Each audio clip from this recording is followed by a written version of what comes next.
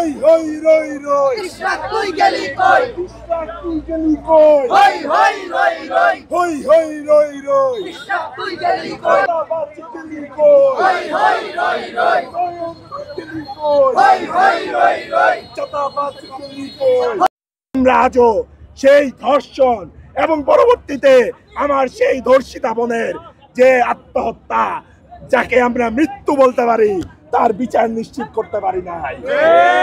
সংগ্রামী বন্ধুরা, 2024-এর জুলাইয়ের বিচার যদি নিশ্চিত করা সম্ভব হইতো, এই জুলাইয়ে আমার ভাইকে নতুন করে রাস্তায় পিটিয়ে হত্যা করা সাহস কেউ করতে পারে না।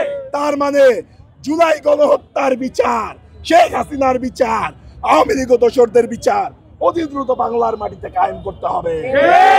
একই সাথে 10 মাসে যে 150 খুন হয়েছে, এছাড়াও বহু নিরীহ মানুষকে হত্যা করা হয়েছে, আহত করা হয়েছে পিটিয়ে, চাঁদার জন্য, সন্ত্রাসের জন্য, তাদের সকলের বিচার নিশ্চিত করতে হবে।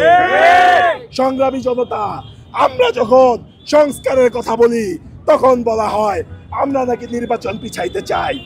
অবাধ, সুষ্ঠু, নিরপেক্ষ নির্বাচনের জন্য শক্তিশালী প্রশাসন, শক্তিশালী পুলিশ বাহিনী প্রয়োজন।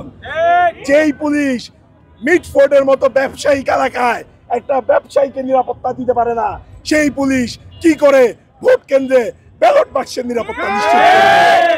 সংগ্রামী জনগণ, তাই আমরা মনে করি সংস্কারের ক্ষেত্রে বারবার বিভিন্ন বাধা প্রদর্শন করে এবং বিচারের দাবিতে একদম নীরব থেকে বিএনপি বরং জাতীয় নির্বাচনকে পিছিয়ে দিতে চায়।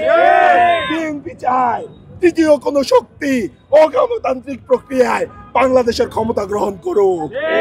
সংগ্রামী জনগণ, এনসিপির নেতৃত্বে জুলাই গণঅভ্যুত্থানের পক্ষের শক্তি ছাত্র জনতা ঐক্যবদ্ধভাবে বাংলাদেশে আওয়ামী ও দোসরদের বিচার নিশ্চিত এবং পরিপূর্ণ সংস্কার নিশ্চিতের মাধ্যমে অতি দ্রুত বাংলাদেশে সুষ্ঠু নিরপেক্ষ নির্বাচনের আয়োজন করতে সরকারকে বাধ্য করবে ইনশাআল্লাহ।